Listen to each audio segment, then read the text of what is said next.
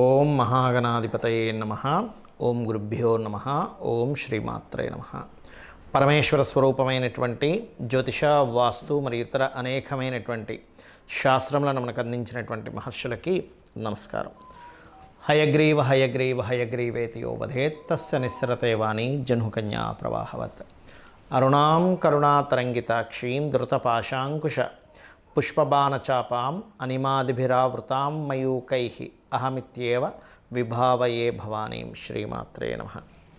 ప్రేక్షకులకి లలితాంబిక అమ్మవారి యొక్క అనుగ్రహం పరిపూర్ణంగా కలగాలని మనస్ఫూర్తిగా కోరుకుంటూ మనం ఈరోజు చెప్పుకోబోయేటువంటి టాపిక్ ఏమిటంటే, శని భగవానుడు మనకి వచ్చే సంవత్సరం మార్చ్ 29వ తేదీ నుంచి మారిపోతున్నాడు. ఎక్కడి నుంచి? కుంభంలో ఉండేటువంటి శని మీనంలోకి మారుతున్నాడు.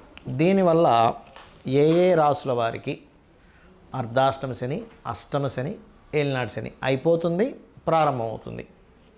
ఇది ఒక విషయం మీకు ఈ వీడియో ద్వారా నేను మీకు ఇచ్చే అవేర్నెస్ ఏంటంటే, అనవసరమైనటువంటి భయాలు, ఏలినాటి శని నడుస్తుంది, అర్ధాష్టమ శని నడుస్తుంది, అష్టమ శని నడుస్తుంది అనేటువంటి భయాలు పోగొట్టుకోవడం ఎలాగా.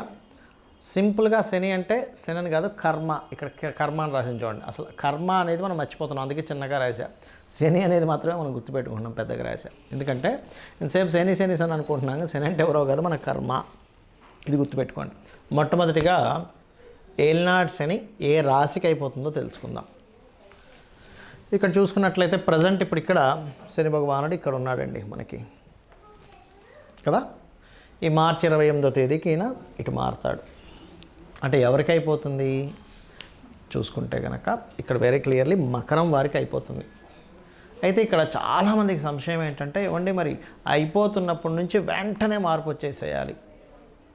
వెంటనే మార్పు ఎప్పుడూ రాదు. ఏలినాటి శని అయిపోగానే ఏమవుతుంది, ఫస్ట్ ఏమవుతుంది అంటే, వాళ్ళకి గతంలో ఏవైతే అనవసరమైనటువంటి భయాలు, లేకపోతే మనసు ఏదో దీంట్లో ఉన్నటువంటి దాని నుంచి కొంచెం బయటపడతారు. ఫస్ట్ బయటికి రాగానే ఫైనాన్షియల్గా పడుతున్నటువంటి ఇబ్బందులు, ఎందుకంటే ధనస్థానంలో ఉన్నాడు కదా, ఆ ఇబ్బందుల నుంచి కొంత రిలీఫ్ అనేటువంటిది జరుగుతూ వస్తుంది.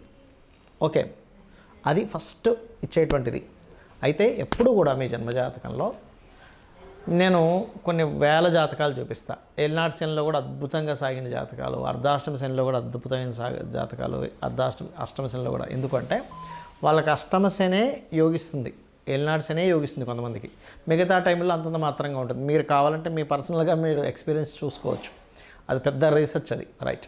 అయితే ఇక్కడ ఎప్పుడైతే ఈ మకరం వారికి, ఈ మకర రాశి వారికి 2 నుంచి 3కు వెళ్తుందో, ఫస్ట్ వీళ్ళకి జరిగేది ఏమిటంటే కొంతవరకు రిలీఫ్ అనేటువంటిది ఖచ్చితంగా వచ్చి తీరుతుంది. ఇంక అందులో డౌట్ ఏం లేదు, రైట్.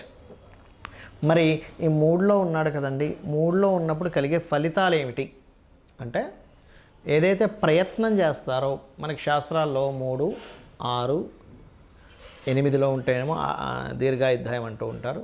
10, 11 మంచి స్థానాలుగా చెప్తారు. ఎవరెవరికి? శనికి, కుజుడికి, రాహుకి, కేతువుకి, ఇట్లా పాపగ్రహ సంబంధం వాళ్ళకి, రవికి. మిగతా శుభగ్రహాలకి ఇవి మంచి స్థానాలు కాదు అని చెప్తూ ఉంటారు, రైట్. అయితే ఇక్కడ మనం అర్థం చేసుకోవాల్సిన విషయం ఏంటంటే, ఎప్పుడైతే ఈ లగ్నాత్ ఇక్కడ నుంచి మారుతున్నాడో, మీరు అమ్మయ్య నాకు కుటుంబ సంబంధించిన ఏవైతే ఉన్నాయో అవి కాస్త స్ట్రెస్ తగ్గుతుంది. కుటుంబ సభ్యుల్లో కొన్ని ఉంటుంటాయి. ఇంట్లో వాళ్ళకి ఏదో హెల్త్ ఇష్యూస్ రావడము, లేకపోతే ఇంట్లో వాళ్ళతో ఎప్పుడు ఏదో వాగ్వివాదం అవ్వడము. ఎందుకంటే ప్రజెంట్ ఇప్పుడు ఇక్కడ ఉన్నటువంటి కుజుడు శనిని కూడా చూస్తున్నాడు కదా, ఇంకా ఎక్కువ ఉంటుంది వాగ్వివాదాలు. ఏదో ఒక వాదన, ఏదో ఒక డిస్కషన్, ఆర్గ్యుమెంట్ అవుతూ ఉంటుంది. ఏదో ఒక మాట అన్నాం, ఆ మాట అనడమే వీళ్ళకి చాలా పెద్ద ఇస్తుంది. అంటే ఏమిటి? శని ఇక్కడ ఉన్నంతకాలము కుజుడి యొక్క దృష్టి ప్రజెంట్ ఉంది కాబట్టి మకర లగ్నం వారు ఎక్కడా కూడా ఏం మాట్లాడకుండా సైలెంట్గా ఉంటుండండి. వీలైతే మంచి మాట్లాడండి అంతే. వాళ్ళ సంగతి నాకు తెలుసని ఒక నెగిటివ్ అనకండి, మంచి మాత్రమే మాట్లాడండి. Because of second house, third హౌస్లోకి వెళ్ళేటువంటి దీన్ని ఇక్కడ మీకు రిప్రజెంట్ చేస్తుంది. బట్ ఇంతకాలము పడినటువంటి ఇబ్బంది మాత్రం ఖచ్చితంగా 29 మార్చి నుంచి ఎంతో కొంత రిలీఫ్ అయితే వస్తుంది. అయితే మరి ఎందుకంటే ఎంతో కొంత అంటున్నారు, మొత్తం రిలీఫ్ వచ్చేస్తుందని చెప్పొచ్చు కదా అంటే, మీకు నడుస్తున్న మహాదశ ఏమిటి, మీ జన్మజాతకంలో ఉన్నటువంటి యోగాలు ఏమిటి, మీకు నడుస్తున్న అంతర్దశ ఏమిటి అనేటువంటిది కూడా ఉంది. కేవలం శని వల్లే మొత్తం అయిపోదు. ఆయన కేవలం కర్మకారకుడు. అందుకే చూడండి ఇక్కడ శని కర్మ అనేసి, అంటే మనం ఇది కర్మ అనే విషయాన్ని మర్చిపోతున్నాం. శని శని శని అనేది పట్టించుకుంటున్నాము. సో మీరు 3లో శని జరిగేటప్పుడు పర్టికులర్గా ఏంటంటే మీకు గుర్తుపెట్టుకోండి, ఇది మీనరాశిలోకి వెళ్తుంది కాబట్టి రెగ్యులర్గా ఏదైనా ఒక ఆలయానికి వెళ్తున్నట్లయితే కూడా మీకు ఈ ప్రభావం అనేటువంటిది తగ్గుతుంది. మీకు ఒక ముఖ్యమైనటువంటి విషయం తెలియాలి ఏంటంటే, శని కర్మ అని ఎందుకు రాశాము? శని ఒకటే కర్మని కాదు, ప్రతి గ్రహము కూడా మన కర్మ సంబంధంగానే మనం జన్మించినప్పుడు ఆ పొజిషన్లోకి వెళ్తుంది. ఇప్పుడు పూర్వజన్మల్లో మన యొక్క అధికారాన్ని దుర్వినియోగం చేసుకున్నాం అనుకోండి, రవి పాడైపోతాడు జాతకంలో. ఇంకొకరి మనసులు బాధ పెట్టాము, చంద్రుడు పాడవుతాడు. గైడ్ చేయాల్సింది మిస్గైడ్ చేశాము, జూపిటర్ పుడతాడు ఆ జాతకుడు. అంటే ఆ బలం స్ట్రెంత్ కోల్పోయింది. అంటే అలాగా ఒక ఎగ్జామ్లో కూర్చున్నాము, రాయాల్సినటువంటి ఎగ్జామ్ ఏదైతే ఉందో కరెక్ట్గా రాయకుండా తప్పులుగా రాస్తే ఏమవుతుంది, ఆ మార్కులు ఎలా తగ్గుతాయో ఆ యొక్క స్టూడెంట్కి సేమ్ యాజ్ ఇట్ ఈజ్. ఇవన్నీ మన ఎనర్జీస్ అనుకుందాము, గైడ్ చేయడము, మనసు, అధికారము, అదేవిధంగా మార్స్ అంటే కుజుడు అంటే ఏంటి, భూములకు సంబంధించినవి. ఎవరిదైనా భూములు లాక్కోవడము, లేకపోతే అన్నదమ్ముల విషయంలో నువ్వు ఒక రకంగా ప్రవర్తించడము. శుక్రుడు అంటే పెళ్లి, వివాహ సంబంధించిన విషయాల్లో నువ్వు ఎలా ప్రవర్తించావనే దాని మీదే ఈ జన్మలో నీకు వచ్చేటువంటి జీవిత భాగస్వామి, స్త్రీ కావచ్చు పురుషుడు కావచ్చు, ఉంటుంది. అలాగా కాలానికి మోక్షానికి కారకుడైన రాహుకేతువులు కావచ్చు, బుద్ధికి కారకుడైన బుధుడు కావచ్చు, ఇవన్నీ కూడా ప్లానెట్స్ అన్నీ కూడా కర్మ సంబంధమే. అయితే శనికి మాత్రమే ఎందుకు ఎక్కువ కర్మ సంబంధం అంటే, న్యాచురల్ కర్మస్థానాధిపతి అవుతాడు ఆయన. అన్నీ ఒక ఎత్తు, శని ఒక ఎత్తు. ఆయన ఏంటంటే సర్కిల్లో తిరిగేటప్పుడు ఆయన ఒక్కొక్క రాశిలోకి ఎంటర్ అవుతున్నప్పుడు మీ లగ్నం నుంచి కానీ మీ చంద్రుడి నుంచి కానీ ఇప్పుడు వీళ్ళకి ఏ కర్మని ఇవ్వాలి, లక్షలు కోట్లు కలిసి వచ్చే కర్మని ఇస్తాడు, బాగా అసలు అప్పులు పాలైపోయేటువంటి కర్మను కూడా ఆయన ఇస్తాడు.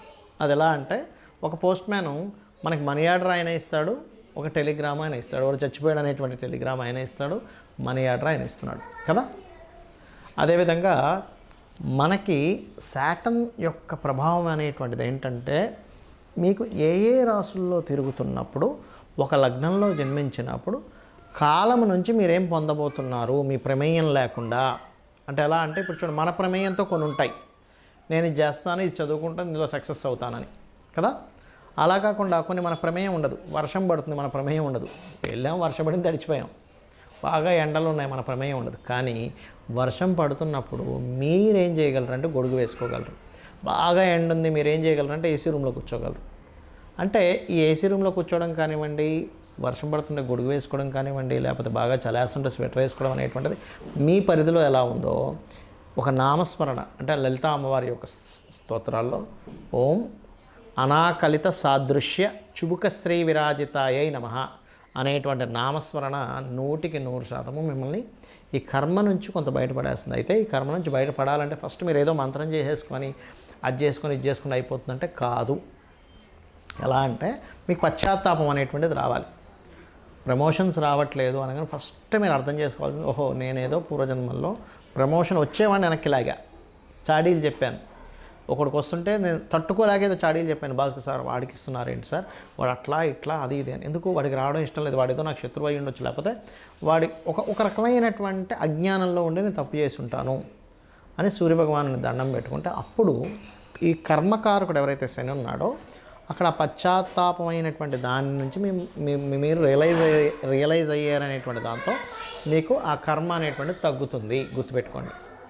అలా కాకుండా మనస్సు సంబంధించినటువంటిది ఏదైతే ఉంటుందో, మానసిక సంబంధించింది ఏదైతే ఉంటుందో, ఇది కూడా సేమ్ అంతే. అంటే మీరు ఇప్పుడు ఒకటే సింపుల్ ఎగ్జాంపుల్ గుర్తుపెట్టుకోండి, మీరు ఏదైతే ఇప్పుడు అనుభవిస్తున్నారో వెరీ క్లియర్లీ మీరు గతంలో దీన్ని ఇబ్బంది పెట్టడం కానీ మంచి కానీ చేశారు, ఇదే క్లియర్. ఇచ్చే పని శనిదేదాన్ని. ఆయనకు పర్సనల్గా ఏ గ్రహానికి పర్సనల్గా మన మీద కోపం కానీ ద్వేషం కానీ ఇష్టం కూడా ఉండదండి, గుర్తుపెట్టుకోండి. ఇష్టము ఉండదు, కోపం ఉండదు, ద్వేషం ఉండదు. కేవలం అది వచ్చింది, ఆ రిజల్ట్ ఇచ్చింది, వెళ్ళిపోయింది అంతే. ఇప్పుడు ఒక పోస్ట్ మ్యాన్కి మన మీద ఇష్టం ఉంటే టెలిగ్రామ్లో ఉండేటువంటి మార్చేసి చనిపోలేదు బతికున్నాడని రాసేవాడుగా. అదేవిధంగా మనీ ఆర్డర్ ఎంత ఉందో అంతే ఇస్తాడు, ఆయన తినేయడు కదా, ఎందుకంటే ఆయనది కావు అవి, ఆయన ఇస్తున్నటువంటిది కాదు. మన కర్మ సంబంధంగా ఎవరైతే మనకు పంపించారో ఆ రిజల్ట్ని మనకి ఇస్తున్నటువంటిది. కాబట్టి ఏంటి, శనికి జపం చేసుకోవడంతో పాటు అసలు మీరు ఏ కర్మ వల్ల ఏ కర్మ అనుభవిస్తున్నారో ఆ గ్రహానికి కూడా చేసుకోండి. అంటే ఏంటి, ప్రమోషన్స్ రావట్లేదు, సన్ మానసికంగా ఇబ్బంది పడుతున్నారు. మూన్ అంటే చంద్రుడు. గొడవలు అవుతున్నాయి కుజుడికి, ఎందుకంటే కుజ సంబంధించింది ఈయన ట్రాన్స్ఫర్ చేసి ఇస్తున్నాడు మనకి. అదేవిధంగా బిజినెస్లో లాసెస్ అవుతున్నాయి బుధుడికి. ప్రతిదీ ఆటంకాలు ఏర్పడుతున్నాయి. కేతువుకి, శనితో పాటు కేతువు కూడా చేసుకోవాలి. అదేవిధంగా ఇక్కడ అనవసరం భయాలు వస్తున్నాయి. శనితో పాటు రాహువు కూడా చేసుకోండి. వివాహం అవ్వట్లేదు, శనితో పాటు శుక్రుడు కూడా చేసుకోండి. ఇలా ఏంటంటే రవి, చంద్ర, బుధ, కుజ, గురువు అంటే గురువులతోని సరైన గైడెన్స్ రావట్లేదు, లేదా మీరే మిస్గైడ్ అయిపోతున్నారు. అప్పుడు గురువు కూడా చేసుకొని శనికి కూడా చేసుకోండి. ఎందుకంటే ఈ మాట చెప్తున్నాను నేను మీకు. ఇప్పుడు మీరు చిన్న ఎగ్జాంపుల్ చెప్తాను, ఇది చెప్పి ముగిస్తాను నేను మీకు. ఇప్పుడు ఒక పెద్ద సంస్థ ఉంది. ఆ పెద్ద సంస్థలో మీరు జాబ్ చేస్తున్నారు. మీకంటే పై అధికారి మీకు ఒక నోటీస్ పంపించాడు, బాబు నువ్వు ఇది పరిస్థితి, నువ్వు జాబ్ మానేసాయని. అప్పుడు కేవలం ఈయనతో పాటు ఈయనకి చెప్పుకున్నప్పుడు ఏమంటాడు ఆయన, నాకు కాదు బాబు, నా పైన బాస్ ఉన్నాడు, ఆయన నువ్వు చెప్పుకో, ఆయన ఓకే అంటే నాదే ఉంది, నేను మధ్యలో వాడినే అంటాం కదా.